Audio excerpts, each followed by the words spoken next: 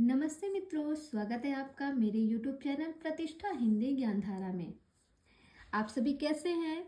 I hope अच्छे होंगे और खूब मन लगाकर पढ़ाई कर रहे होंगे। तो आज हम अपनी क्लास में आए हैं चेहरे शब्द के साथ। आज हम देखेंगे चेहरे शब्द से कौन कौन सी रचनाएं की गई हैं, किसने लिखी हैं और सबकी विधा क्या है। तो अगर आप मेरे चैनल पर फर्स्ट टाइम जुड़े हैं तो प्लीज़ चैनल को लाइक कीजिएगा, सब्सक्राइब कीजिएगा और शेयर भी कीजिएगा। साथ ही साथ बेल आइकन को प्रेस भी कीजिएगा ताकि मेरे द्वारा कोई भी वीडियोस अपलोड की जाए तो उसकी नोटिफिकेशन आप तक तुरंत पहुंचे।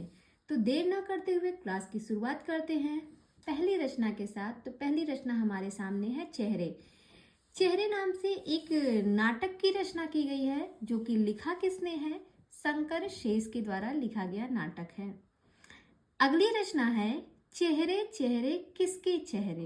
ये क्या है? ये भी एक नाटक है जो कि गिरिराज किशोर की रचना है। चेहरे चेहरे किसके चेहरे। आगे बढ़ते हैं।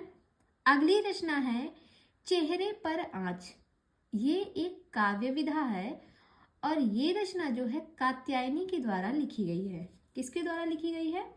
कात्यायनी जी के द्वारा लिखी गई है चेहरे पर आँच। अगली रचना है अपने अपने चेहरे।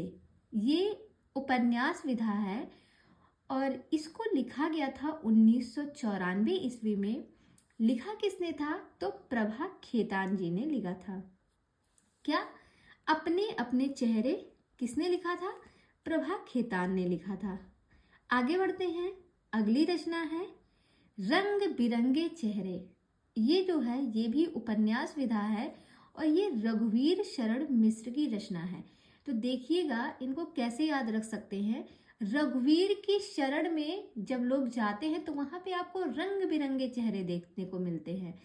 हर एक रंग के आपको लोग दिखेंगे वहां पे जब आप रघुवीर की शरण में जाएंगे। किसी भी मंदिर में अगर आप जाते हैं तो वहां पे आपको तरह तरह के लोग देखने को मिलते हैं। तो सबके जो है चेहरे का जो रंग होता है वो अलग अलग होता है। कोई बहुत दुखी होके आता है, कोई बहुत खुश होके आता है। सबकी अपनी अपनी परिस्थितियां होती हैं। तो आप कह सकते हैं कि रघुवीर की शरण में जब लोग जाते हैं तो वहां पे हमें क्या देखने को मिलता है? वहां पे हमें रंग बिरंगे चेहरे देखने को मिलते हैं। ये क्या है? ये एक उपन्यास विधा है। आगे आगे बात करते हैं। अगली रचना है वह अपना चेहरा। ये एक उपन्यास विधा है और ये 1970 ईस्वी में लिखी गई रचना है। लिखा किसने है? गोविंद मिश्र के द्वारा लिखी गई रचना है वह अपना चेहरा। अगली रचना है एक घिसा हुआ चेहरा। ये भी उपन्यास विधा है। इसको लिखा किसने है? रमेश भक्शी के द्वारा ये लिखी गई रचना है।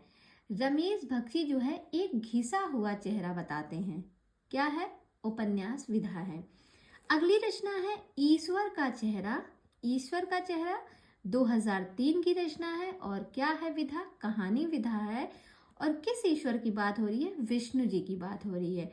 तो इसको लिखा किसने था? विष्णु प्रभाकर ने लिखा था। तो कह सकते हैं विष्णु जी ने जो है ईश्वर के 3 चेहरे बताए थे। विष्णु भगवान ने ईश्वर के कितने चेहरे बताए?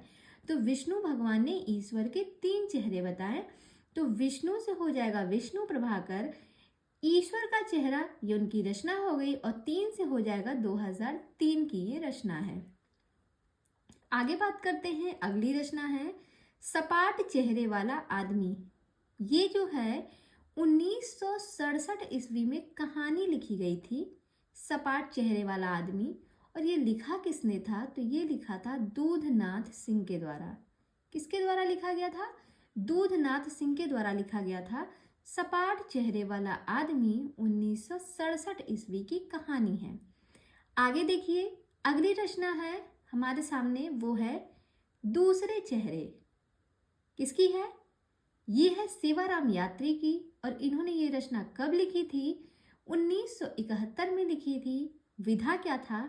कहानी विधा है। तो कह सकते हैं दूसरे चेहरे जो रचना है वो सेवाराम यात्री की है। 1971 ईस्वी की कहानी है। आगे बढ़ते हैं। अगली जो रचना है वो है अतीत का चेहरा। अगली जो रचना है वो क्या है हमारे सामने, वो है अतीत का चेहरा। ये एक संस्मरण विधा है और ये रचना जाबिर हुसैन के द्वारा लिखी गई रचना है, अतीत का चेहरा। आगे बात करते हैं, अगली रचना है चेहरे जाने पहचाने। ये एक रेखा चित्र है। क्या है, चेहरे जाने पहचाने रेखा चित्र है। 1966 ईस्वी में लिखी गई है और लिखा किसने है, सेठ गोविंद दास ने।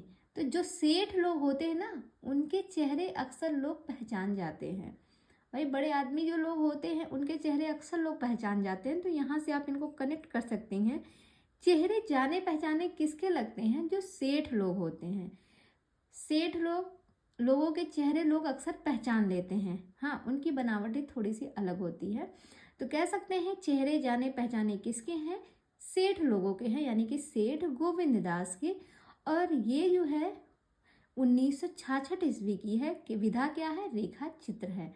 तो कह सकते हैं जो सेठ लोग हैं उनके चेहरे जो होते थोड़े जाने पहचाने होते, उनकी कुछ मतलब ऐसी रेखाएं होती हैं, वेशभूषा ऐसी होती है, कुछ उनका तरीका अलग होता है कि ताकि वो पहचान में आ जाते हैं कि अरे ये तो भैया सेठ हैं कहीं के। तो इस तरीके से इनको आप याद रख सकते हैं। आगे बात करते हैं, अगली रचना है कुछ चेहरे कुछ चिंतन। ये एक निबंध विधा है और 1955 ईस्वी में ये रचना लिखी गई थी। लिखा किसने था, धर्मवीर भारती के द्वारा लिखी गई रचना है, धर्मवीर भारती के द्वारा। कुछ चेहरे कुछ चिंतन। आगे बात करते हैं, अगली रचना है हमारे सामने सफेद चेहरा। ये 1971 ईस्वी में लिखी गई रचना है। विधा क्या है, उपन्यास है। लिखा किसने है, लक्ष्मीकांत वर्मा। देखिए लक्ष्मी, अगर आपके घर से लक्ष्मी चोरी हो जाए तो क्या होगा, आपके चेहरे सफ़ेद हो जाएंगे। चेहरा क्या ऐसा हो जाएगा, सफ़ेद हो जाएगा। तो सफ़ेद चेहरा कब हो जाता है, जब हमारे घर से कोई लक्ष्मी लेके चला जाता है। लक्ष्मी यानी कि पैसा, यानी कि धन, हमारा जो संपत्ति है, प्रॉपर्टी है, इसको आप ऐसे ही कनेक्ट कर लीजिए। हमारा चेहरा सफ़ेद कब हो जाता है, जब हमारे यहाँ से कोई लक्ष्मी लेके हमारी चला जाता है। आप कुछ भी ले जाइए, किसी को कोई फ़र्क नहीं पड़ता, लेकिन आज के टाइम में अगर लक्ष्मी नहीं है तो लोगों के चेहरे ऐसे उतर जाते हैं। तो 1971 ईस्वी की रचना है और विधा क्या है, उपन्यास है। अंतिम रचना है हमारे सामने धरती लाल गुलाब चेहरे। धरती लाल गुलाब चेहरे, ये 1982 ईस्वी की रचना है, यात्रा वृत्तांत है और ये है कन्हैया लाल नंदन के द्वारा लिखी गई रचना है। धरती लाल गुलाब चेहरे 1982 ईस्वी की है, यात्रा वृत्तांत है और लिखा किसने है, कन्हैया लाल नंदन ने। तो यहाँ पर आज हमने चेहरे शब्द से बहुत सी रचनाओं का अध्ययन किया है विस्तृत रूप में। तो उम्मीद करते हैं क्लास आपको अच्छी लगी होगी। बाकी आप कमेंट बॉक्स में लिख के बताइएगा। अगर कोई समस्या होगी तो मैं प्रयास करूँगी आपकी समस्याओं को दूर करने का। तो आज की क्लास को यहीं तक रखते हैं, कल मिलते हैं एक नए शब्द के साथ। तब तक के लिए बाय बाय, टेक केयर।